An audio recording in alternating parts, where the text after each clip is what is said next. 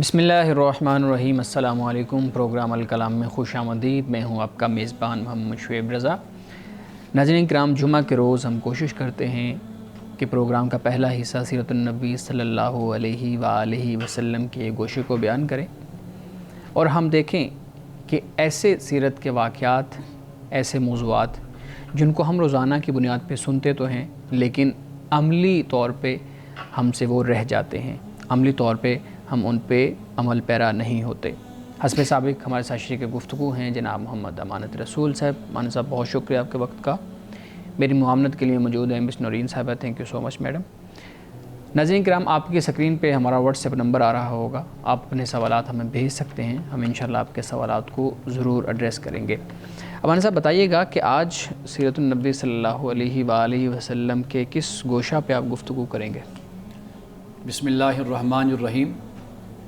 आज हम रसूलुल्लाह सल्लल्लाहु अलैहि वसल्लम की ज़िंदगी के इस पहलू पे बात करेंगे कि आप किस तरह वक्त गुज़ारते थे, उसमें नज़्म, उसमें ज़ब्त और तंज़ीम और वक्त की तक़सीम। ये जो तरीक़ा था आपका, सीरत की किताबों से हमें क्या मालूम होता है कि आप किस तरीके से अपने दिन को मैनेज करते थे, उसको मुनज़्ज़म करते थे। ये वो बातें हैं कि जो कामयाब लोग, यानी अगर आप कामयाब लोगों की तारीख़ को, हिस्ट्री को आप पढ़ते हैं, उनकी बायोग्राफ़ी को पढ़ें, बेशक वो बिज़नेस में हैं, वो सियासत में हैं, वो किसी और शोबे में हैं, अगर आप देखेंगे तो ये सारी वो बातें ऐसा महसूस होता है कि रसूलुल्लाह सल्लल्लाहु अलैहि वसल्लम की सीरत से ही मुस्तार ली गई हैं। यानी आपकी हयात मुबारका, आपकी ज़िंदगी गुजारने का जो तरीक़ा था वो बिल्कुल ऐसा था कि इंसान अगर ज़िंदगी में कामयाब होना चाहता है तो वो इसी तरीके को इख्तियार करे।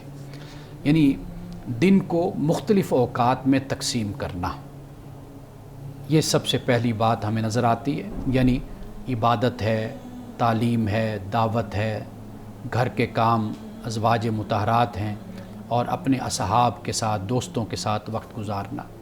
यानी हमें ये तकसीम आपके पूरे दिन में नज़र आती है। रात को भी, यानी आप तहज्जुद की नमाज़ पढ़ते हैं, इबादत करते हैं, फिर सुबह की नमाज़ पढ़ते हैं, फिर उसके बाद आप सहाबा के साथ बैठते हैं, गुफ्तगू होती है। यानी सहाबा अगर रात को कोई ख्वाब देखते हैं तो वो बताते हैं, हंसी मजाक भी होता है।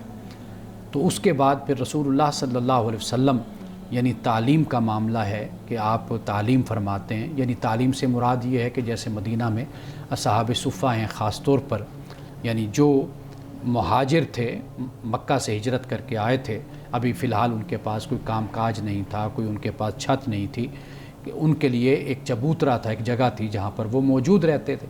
तो रसूलुल्लाह सल्लल्लाहु अलैहि वसल्लम से उनकी मुलाकात होना, आपका तशरीफ़ ले जाना, कुछ दीन की बातें, कुछ तालीम, ये आप फरमाते। और फिर ये कि दावत दीन, यानी इससे मुराद ये है कि जो लोग मुसलमान नहीं हुए उनको दीन की तरफ बुलाना, दीन की दावत देना।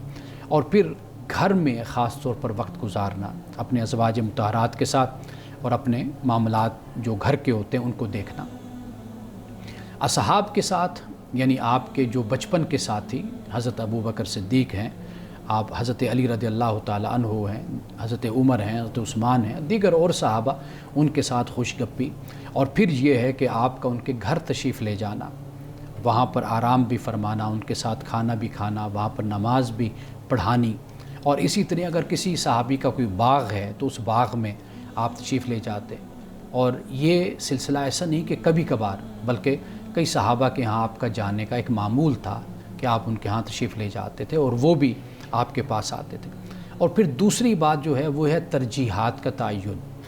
यानी आप अपनी तरजीहात को मुतय्यन करते हैं कि सबसे पहले कौन सा काम ज़रूरी है, आप उसको तश्कील देते हैं, आप उस पर अमल करते हैं।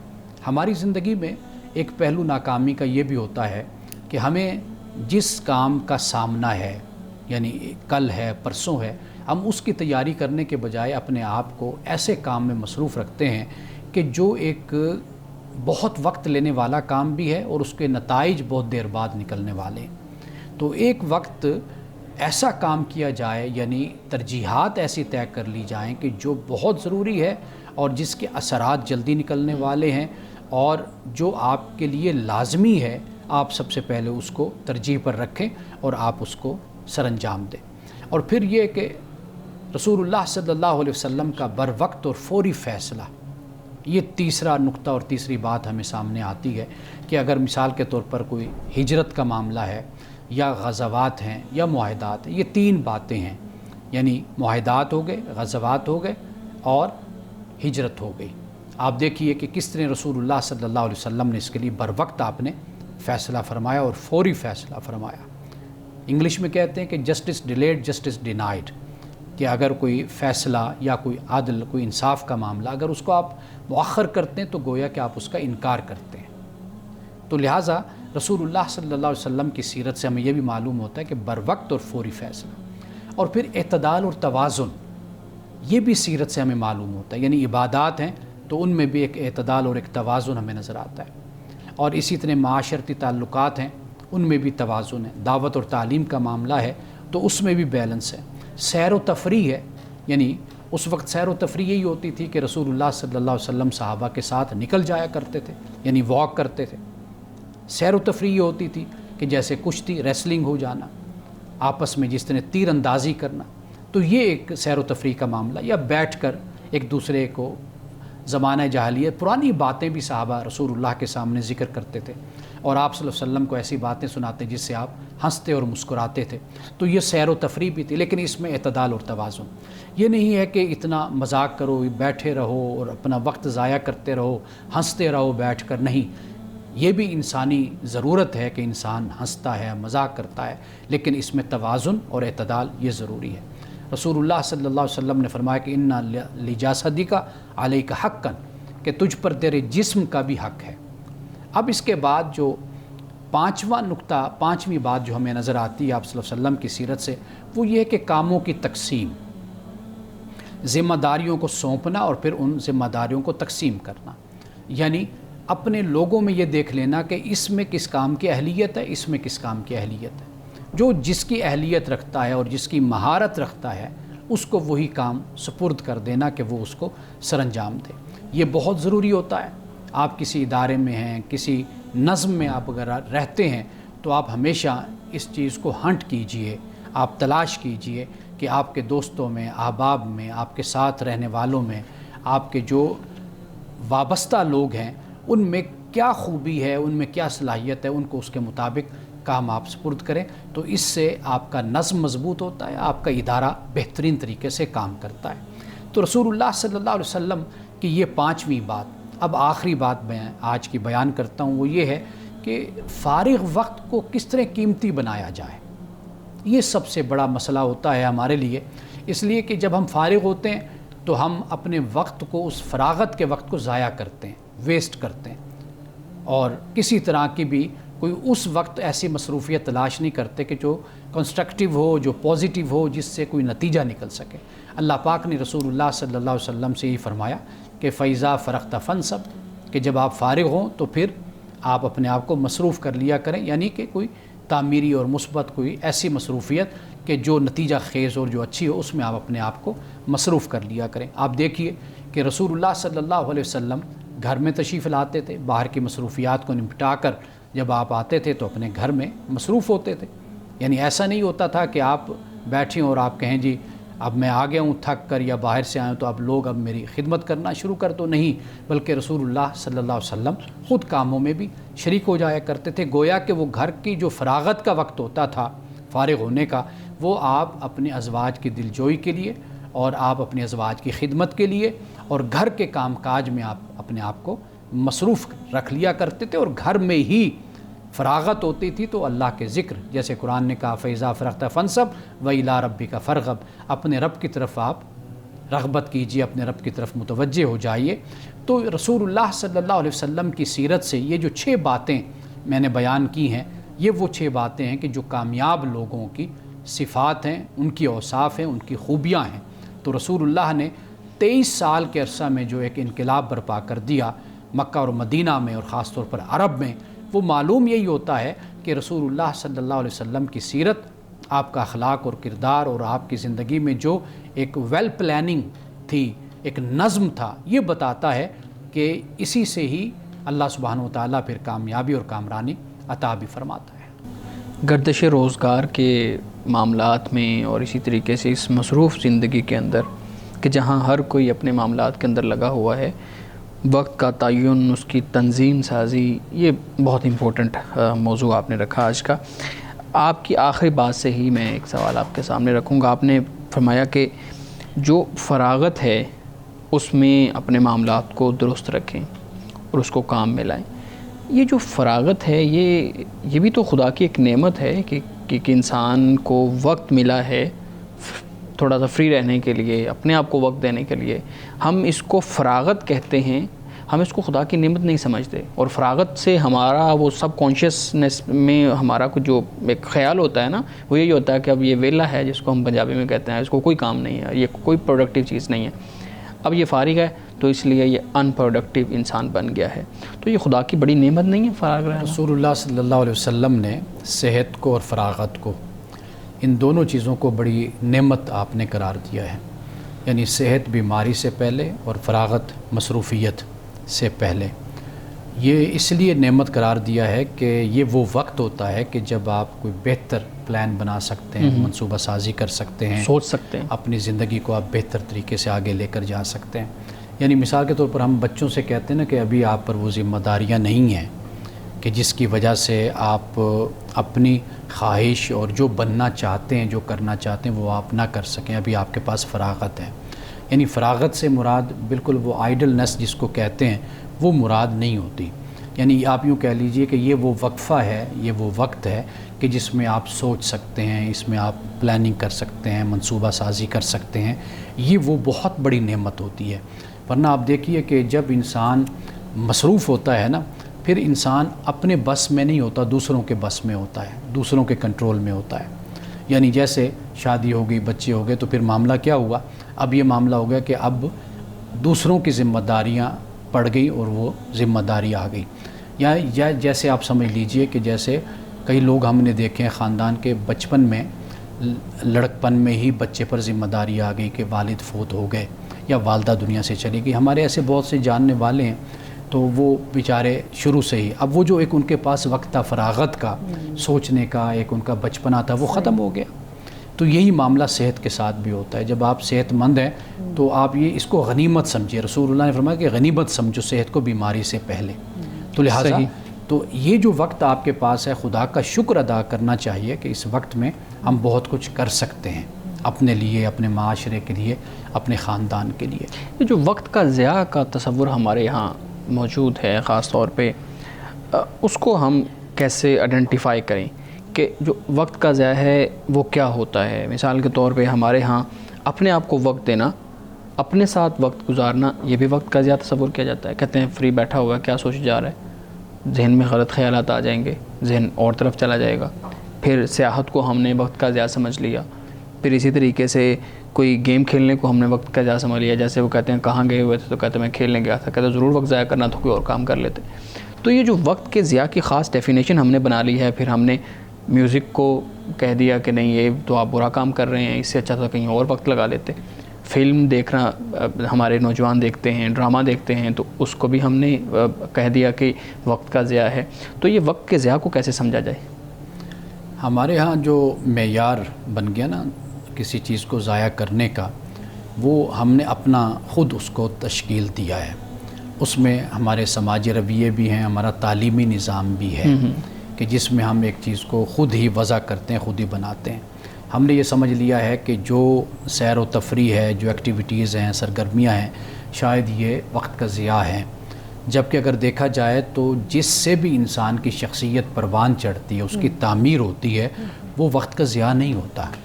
یعنی مثال کے طور پر کھیلنا ہے، فٹ بال کھیلتا ہے، کوئی کرکٹ کھیلتا ہے، کوئی ہاکی کھیلتا ہے، آپ دیکھیے اس کو جسمانی صحت اس کو ملتی ہے۔ جم جاتا ہے، وہاں پر وہ اپنا جم جوائن کرتا ہے، ورزش کرتا ہے، ایکسرسائز کرتا ہے، تو یہ اس کے وقت کا ضیاع نہیں ہے۔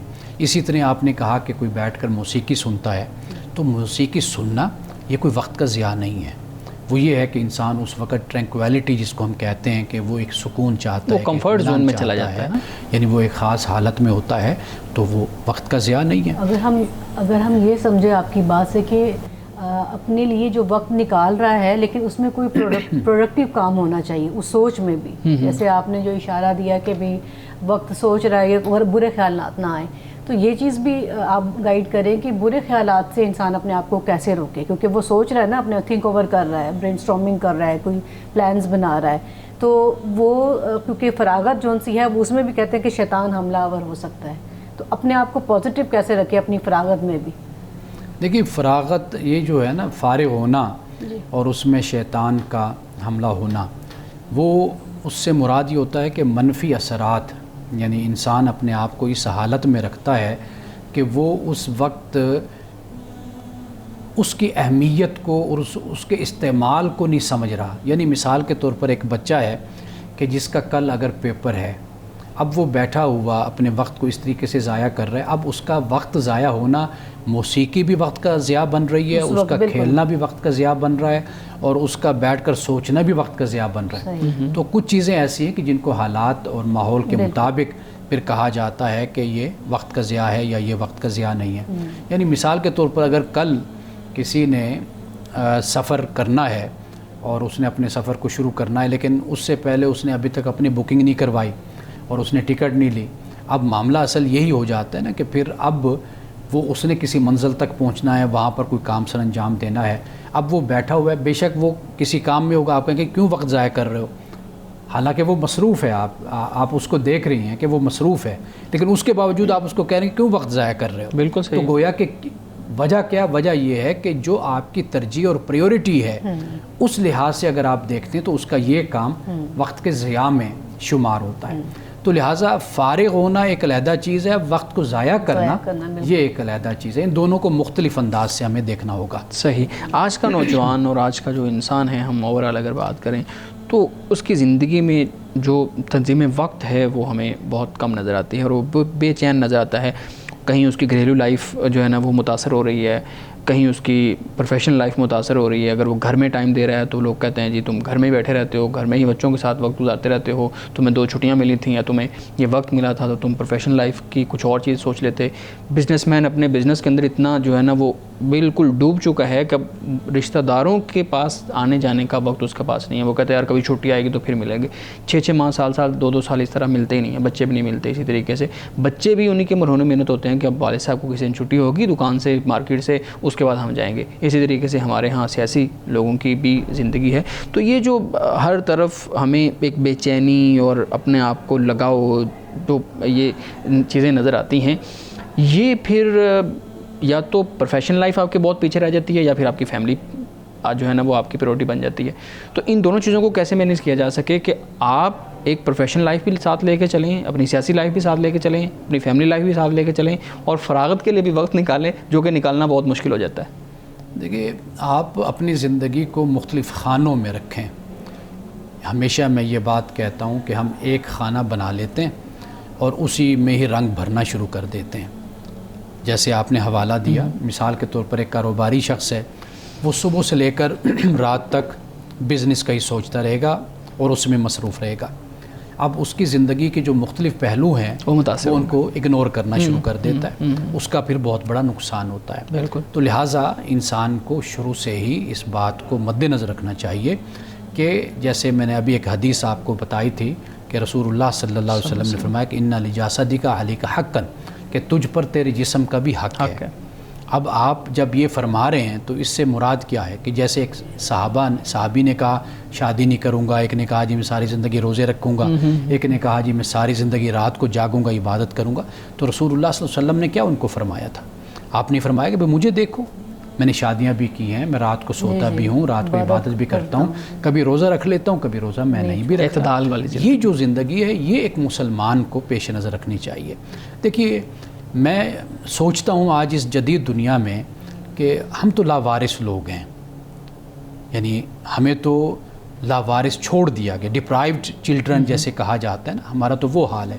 ورنہ دنیا میں یہ ہوتا ہے کہ اپنے سٹیزن جو ان سے ہوتے ہیں نا ان کی تربیت کی جاتی ہے, ان کو ایجوکیٹ کیا جاتا ہے, ریاست اپنا ضروری سمجھتی ہے, یہ ذمہ داری خیال کرتی ہے. تو ہمارا معاملہ یہ ہے کہ ہم بیمار ہو جائیں تو کدھر جائیں, ہم پڑھنا چاہتے ہیں تو کدھر جائیں, ہر جگہ پر خود ہی ہاتھ پاؤں مارنا, خود ہی سوچنا، خود ہی راستے نکالنا، خود ہی ترقی کرنا، خود ہی سارا کچھ کرنا، یہ ہم کرتے ہیں۔ لیکن بہرحال پھر بھی اگر اسلام پر ہمارا ایمان ہے، ہم مانتے ہیں رسول اللہ صلی اللہ علیہ وسلم کی حیات مبارکہ سے، اور ہم روشنی لیتے ہیں، تو وہاں سے کم از کم ایک مسلمان روشنی لے سکتا ہے۔ بالکل، اگرچہ جدید ریاست میں اجتماعی طور پر پورا نظام اس طرح کا ہوتا ہے کہ مجھے اکیلا نہیں چھوڑا جاتا، مجھے بچپن سے لے کر ساتھ لے کر مجھے چلا جاتا ہے، اور میری قدم قدم پر رہنمائی بھی کی جاتی ہے، میری مدد بھی کی جاتی ہے، اور میری ذہنی طور پر تربیت بھی کی جاتی ہے، میرے نفسیاتی مسائل کو بھی حل کیا جاتا ہے۔ تو یہ تو ہے جدید دنیا، لیکن ہم بہرحال جس دنیا میں بھی رہ رہے ہیں، تو جو ہمیں میسر وسائل ہیں یا ذرائع ہیں، ہم ان سے تو استفادہ کر سکتے ہیں، چاہے اپنی مدد آپ کے تحت ہی۔ تو میں یہ پوچھنا چاہتی ہوں کہ ریاست کو کون ٹرین کرے گا ان ساری باتوں کے لیے؟ یہ سارے پلانس کے یہ کام ریاست کی ذمہ داریاں ہیں، آخر وہ بھی تو چلانے والے انسان ہی ہیں، تو ان انسانوں کو ٹرین کون کرے گا کہ یہ آپ اس ڈیوٹی پہ ہیں تو یہ اب آپ کی ذمہ داریاں ہیں؟ یا پھر یوں کہیے کہ یورپی ممالک میں جہاں کی یہ ریاست بہت مثبت طریقے سے یہ کام کر رہی ہے، ان لوگوں کو اس حد تک کون لے کر آیا؟ ان کے پلانس کیسے کامیاب ہونے شروع ہوئے، اور ان کو ان ذمہ داریوں کا احساس کیسے دلوایا گیا؟ دیکھیے، اگر آپ تاریخ کو پڑھیں تو اس میں سوشل ریفارمز اس کی بڑی اہمیت ہوتی ہے۔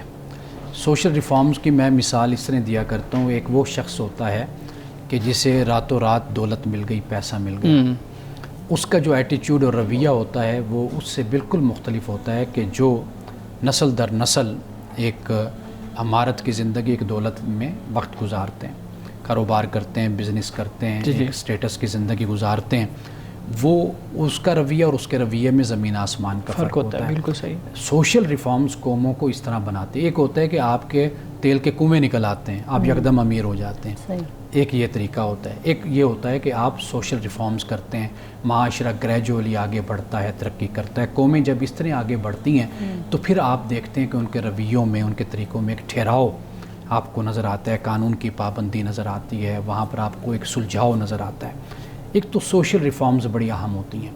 جہاں تک آپ نے یہ بات کی، دیکھیے ریاست کو چلانے والے لوگ ہوتے ہیں، اور جو ذمہ داریاں دی جاتی ہیں ان ذمہ داریوں کا ایک کرائیٹیریا ہوتا ہے، ایک معیار ہوتا ہے۔ ہمارے معاشرے سے یہ لوگ آگے بڑھتے ہیں اور ان کی تربیت ہوتی ہے، ان کی تعلیم ہوتی ہے، پھر ان کو یہ ذمہ داریاں دی جاتی ہیں۔ یہ کوئی آنن فانن، کوئی اچانک یہ سارا نظام تشکیل نہیں پاتا، نہ وجود میں آتا ہے۔ تو لہٰذا جب ہم ریاست کی بات کرتے ہیں تو ریاست کوئی ایسی چیز نہیں ہے، ریاست میں کام کرنے والے افراد ہوتے ہیں۔ وہ افراد جن عہدوں پر آتے ہیں وہ اپنے اس کے باقاعدہ پس منظر اور بیک گراؤنڈ رکھتے ہیں، جس سے وہ تربیت لے کر آتے ہیں۔ جب وہ آگے آتے ہیں تو پھر جب ایک شخص جو ان سا ہے ایک رسپانسبلٹی کو لیتا ہے تو پھر اس کی ذمہ داری یہ بن جاتی ہے کہ جو اس کی ذمہ داری ہے وہ اس کو بہتر طریقے سے ادا کرے۔ تو ریاست پھر اس طریقے سے اپنے معاملات کو حل بھی کرتی ہے، اپنے فرائض کو ادا بھی کرتی ہے۔ امان صاحب، آج کے دور میں اکثر یہ بات سننے میں آتی ہے، لوگ کہتے ہیں اب تو وقت میں برکت ہی نہیں رہی، اب وہ وقت کیسا رہا؟ کیا یہ جملہ ٹھیک ہے یا ہماری سوچ کو درست کرنے کی ضرورت ہے؟ وقت کو کبھی بھی برا نہیں کہنا چاہیے، منع کیا گیا ہے وقت کو، زمانے کو کہ آپ برا کہیے۔ اصل معاملہ یہ ہے کہ انسان اپنے آپ پر نظر ڈالے، اپنا احتساب کرے۔ وقت ویسا ہی ہے، اس میں برکت بھی ویسے ہی ہے، سب کچھ ویسے، سارے معاملات ویسے ہی چل رہے ہیں۔ ممکن ہے کہ چونکہ جیسے جیسے ہم اپنی زندگی کے روپ میں تبدیل ہوتے چلے جاتے ہیں، یعنی ہمارا کردار بدلتا چلا جاتا ہے، تو شاید اس بنیاد پر ہم یہ کہہ دیتے ہیں کہ بھئی وقت میں برکت نہیں۔ یعنی مثال کے طور پر ایک بچہ ہے یا کوئی نوجوان ہے، اس کا وقت نہیں کٹتا، یعنی وہ اس پر پریشان ہوتا ہے میں وقت کیسے گزاروں، اس کے وقت میں اتنی برکت ہو جاتی ہے۔ دوسری طرف ہم جیسے جو لوگ ہوتے ہیں، ماں باپ جیسے ہیں، استاد ہیں، ذمہ داریاں جو گلے انسان کی آ جاتی ہیں بھی ہر صورت میں ادا کرنی۔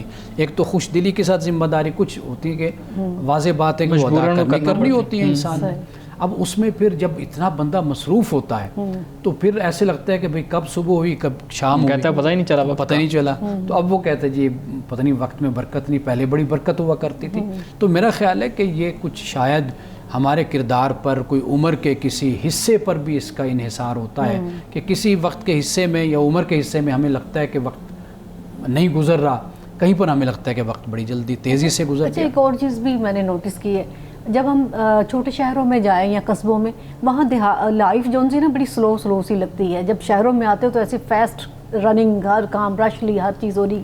کیا یہ درست ہے یا میں نے غلط اس چیز کو تجزیہ؟ نہیں، یہ بات آپ کی ٹھیک ہے. لائف جو ہے وہ یہاں پر فاسٹ ہے شہروں میں. اگر آپ باہر دنیا میں آپ گئی ہیں تو وہ اس سے بھی زیادہ تیز نظر آتی ہیں. جب آپ یورپ سے ادھر آتے ہیں یا دبئی سے آپ ادھر آئیں تو آپ کو یہاں پر ایسے لگتا ہے کہ بہت ہی سلو لوگ کام کرتے ہیں، سلو چلتے ہیں، تو ذمہ داریاں ادا کرتے ہیں. تو یہ میرا خیال ہے کہ یہ کچھ ایک لائف سٹائل پر بھی اس کا انحصار ہوتا ہے، اور پھر انسان کی مصروفیت اور شعبے اور پیشہ، تو اس پر بھی کافی لائف سٹائل سے یاد آیا کہ جو یہ آج کل بچے، نوجوان، خواتین بھی اور مرد حضرات بھی فری لانسنگ کا جو کام کر رہے ہیں، انٹرنیٹ پہ مختلف پروجیکٹس ان کے پاس ہوتے ہیں، تو وقت کی بات ہو رہی ہے تو رات گئے دیر تک بیٹھے ہوا کام کرتے رہتے ہیں کہ ہمارے کلائنٹس جو ان سے جو ایسے ملکوں سے تعلق ہے جہاں پہ ہمارا 8، 10، 12 گھنٹوں کا فرق ہوتا ہے. تو یہ تو بڑا ایک بے قاعدگی سی زندگی میں آ گئی ہے اس طرح کے انٹرنیٹ کے دور کی وجہ سے. دیکھیے، اصل جو زندگی ہے، آئیڈیل لائف، وہ یہی ہے کہ آپ اپنے دن اور رات کے حساب سے زندگی گزارتے ہیں. یعنی رات اللہ نے بنائی ہے وہ سونے کے لیے، آرام کے لیے بنائی ہے. دن بنایا ہے قرآن پاک نے جس کو کہا کہ معاش کے لیے اللہ نے دن کو بنایا، بھاگ دوڑ کریں، جاگیں، کام کریں.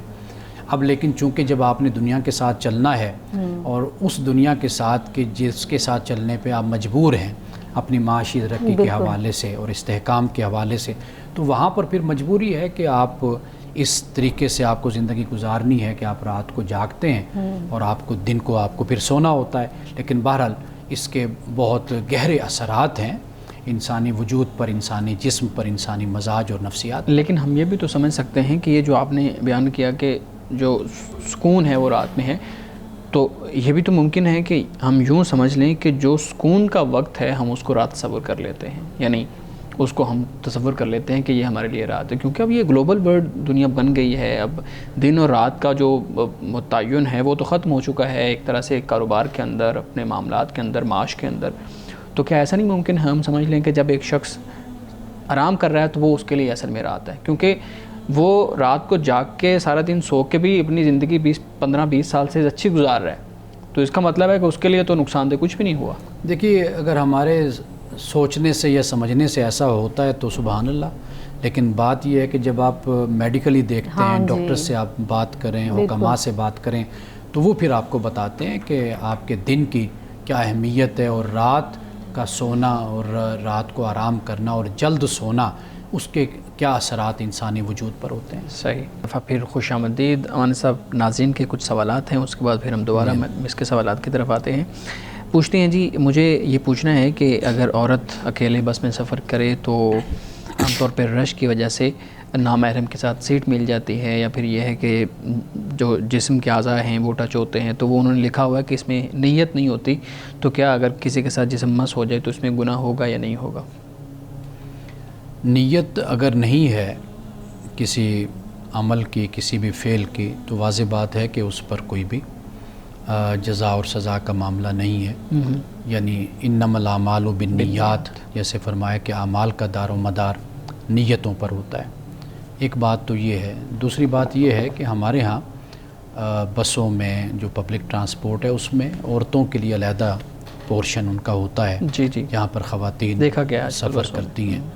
اور جو بہن یہ سوال کر رہی ہیں، واضح بات ہے کہ ان کی کوئی مجبوری اور کوئی ایسے مسائل معاشی بھی ہیں ان کے، تو اس صورت میں یہی ہے کہ احتیاط اختیار کرنی چاہیے، وہ مرد ہو یا عورت، جہاں تک ہو سکے کہ ایسی قباحت سے یا ایسے مسئلے سے کہ جہاں پر ایسی کوئی صورت بنے، جس حد تک ہو سکے احتیاط کا راستہ اختیار کرنا چاہیے. ٹھیک ہے.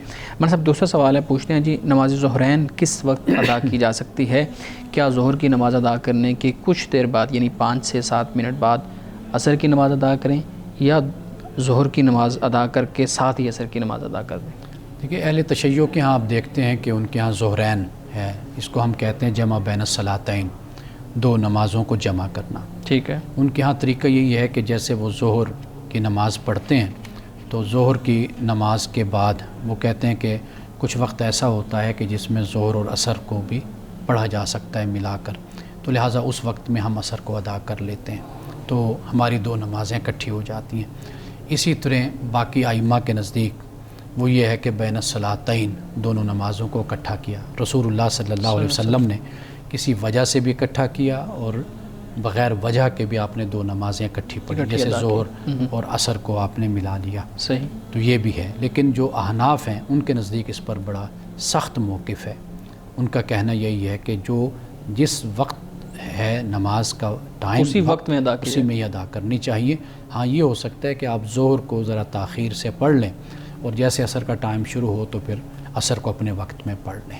ٹھیک ہے, تاکہ درمیان میں بہت زیادہ جو ہے نا وہ کہیں سفر کرنا ہے یا کوئی یعنی معاملہ مثال کے طور پر اگر 1 بجے ظہر کا ٹائم شروع ہو جاتا ہے اور اس کا ٹائم جا رہا ہے کوئی 4:30 تک, 4:45 تک جا رہا ہے, تو آپ 4:45 بجے تک کو تھوڑی سے پہلے ادا کر لیں اور اس کے بعد اور جیسے عصر کا ٹائم شروع ہو جاتا ہے 10-15 منٹ بعد تو آپ عصر کا فوراً ہی نماز ادا کر لیں. یہ احناف کے نزدیک ہے. ٹھیک ہے. باقی جو ہیں ان کے نزدیک یہ ہے کہ آپ دونوں نمازوں کو اکٹھا کر سکتے ہیں. صحیح.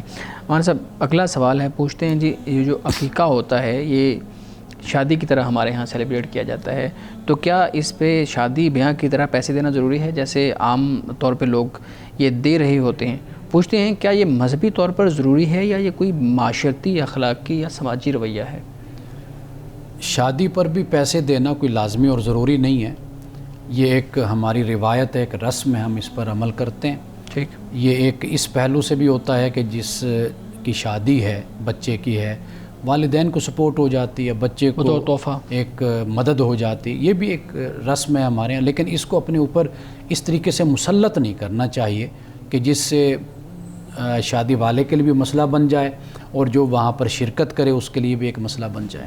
صحیح. مولانا صاحب شادی کیسے لگتی ہے جب گفٹ نہ دیا جائے, تحفہ نہ. اچھا, عقیقے پہ بات ہو رہی ہے تو میں یہ بھی پوچھ لوں کہ یہ جو عقیقہ ہے یہ آپ وضاحت کر دیں, یہ ضروری ہے؟ لوگ سمجھتے ہیں کہ بہت ضروری ہے, اور پھر یہ بھی لوگ سمجھتے ہیں کہ جو بیٹا ہے یعنی جو میل ہے, بوائے ہے, اس کے لیے 2 جانور آپ نے کرنے ہی کرنے ہیں, 2 بکرے کرنے ہیں. عام طور پہ لوگ ایک اس لیے نہیں کرتے, کہتے ہیں جی سنت یہ ہے کہ رسول اللہ نے حکم دیا, آپ نے فرمایا کہ 2 کرنے چاہیے تو اس لیے ہم 2 کر رہے ہیں. تو آپ ایک تو اس کی حیثیت بیان کر دیجیے گا اور دوسرا یہ 2 جانوروں والی بھی بات وضاحت کر دیں. دیکھیے یہ عرب کی ایک رسم تھی, ایک طریقہ تھا. رسول اللہ صلی اللہ علیہ وسلم نے بھی اس کو ادا فرمایا, اس لیے ہم اس کو سنت کہتے ہیں. ٹھیک ہے. اور یہ جو 2 بکرے یا ایک بکرا بچی کی طرف سے, اس کا کوئی تصور نہیں ہے, کوئی لازم اور ضروری نہیں ہے. آپ دونوں کا برابر کر دیں, بیٹی کا زیادہ کر دیں, بیٹے کا کم کر دیں. یہ اس میں کوئی اس بات کی کوئی تعلیم, کوئی حکم نہیں ہے کہ ضرور آپ نے بیٹے کا حصہ وہ زیادہ رکھنا ہے, بیٹی کا کم رکھنا ہے. برابر کر دیں, بیٹی کا زیادہ کر دیں یا بیٹے کا زیادہ کر دیں, تو اس کی کوئی پابندی نہیں ہے. آپ اپنے حالات اور معاملے کے مطابق, ماحول کے مطابق اس کو دیکھ لیں. ٹھیک ہے. اور یہ بھی آپ نے وضاحت کر دی کہ یہ کچھ ضروری نہیں ہے, یہ سنت ہے. انسان کے پاس استطاعت ہے تو ایک خوشی ہے, ایک بچے کی طرف سے صدقہ ہے. بالکل صحیح. ٹھیک. جی مس آپ کے سوال. جی نبوت ملنے سے پہلے اور نبوت ملنے کے بعد آپ صلی اللہ علیہ وسلم کے معمولات میں وقت کی خاص طور پہ تقسیم کے لحاظ سے کوئی خاص تبدیلی آئی تھی یا اسی طریقے سے ہی مطلب وہ خاص فرق نہیں پڑا؟ دیکھیے فرق تو واضح بات ہے کہ پڑا, اس لیے کہ آپ صلی اللہ علیہ وسلم نبوت کے اعلان سے پہلے یا نبوت کے منصب پر فائز ہونے سے پہلے آپ کی جو زندگی تھی, ایک تو وہاں کی جو اجتماعی زندگی تھی اس میں آپ کی شراکت بھی تھی. ہمیں یہ بھی ثبوت ملتا ہے کہ آپ نے تجارت بھی کی, آپ نے کاروبار بھی کیا, یہ بھی اس کا بھی ہمیں ثبوت ملتا ہے. لیکن جب ہم یہ دیکھتے ہیں کہ آپ کی جو نبوت کے بعد کی زندگی ہے وہ تو کلیتاً پھر نبوت کے ساتھ خاص ہو گئی. یعنی اس فرض جو آپ کے اللہ تعالیٰ نے آپ جو فرائض بیان فرمائے اور جو ایک نبی کے جو فرائض ہوتے ہیں تو آپ نے ان کو پھر ادا کیا. اللہ تعالیٰ کا پیغام, اللہ کا حکم, اللہ کی وحی آپ نے لوگوں تک پہنچائی. پھر یہ جو معاملہ تھا کہ کلی طور پر کاروبار, تجارت اور وہاں کی جو ایکٹیویٹیز اور سرگرمیاں تھیں ان پر پھر آپ کا جو مقام نبوت ہے یا فریضہ نبوت ہے پھر وہ غالب آ گیا, اس کو پریفرنس اور اس کو ترجیح حاصل ہو گئی. یہ سب سے بڑا بنیادی فرق ہمیں نظر آتا ہے. مولانا صاحب حدیث مبارکہ بیان کیجیے گا. رسول اللہ صلی اللہ علیہ وسلم نے 7 قسم کے لوگ ان کے بارے میں فرمایا کہ اللہ کے عرش کا سایہ ان کو نصیب ہوگا. ان میں سے ایک شخص آپ نے بیان فرمایا کہ وہ ہوگا کہ جو اللہ کی تنہائی میں یعنی تنہائی میں اللہ کو یاد کرے اور اس کی آنکھوں سے آنسو رواں ہو جائیں، یعنی تنہائی میں ہو، اللہ کو یاد کرے تنہائی میں اپنی خلوت میں، اور پھر اس کی آنکھوں سے آنسو بہنا شروع ہو جائیں، تو رسول اللہ نے فرمایا کہ اس شخص کو بھی کل قیامت کے دن اللہ تعالیٰ اپنے عرش کا سایہ عطا فرمائے گا۔ ناظرین کرام، اس دعا کے ساتھ اپنے پروگرام کا اختتام کریں گے۔ اللہ رب العزت حسن کلام اور تاثیر کلام عطا فرمائے، ہماری زبان کے گروں کو کھول دے اور سننے والوں تک خیر کا پیغام پہنچے۔ اجازت دیجیے، خدا حافظ۔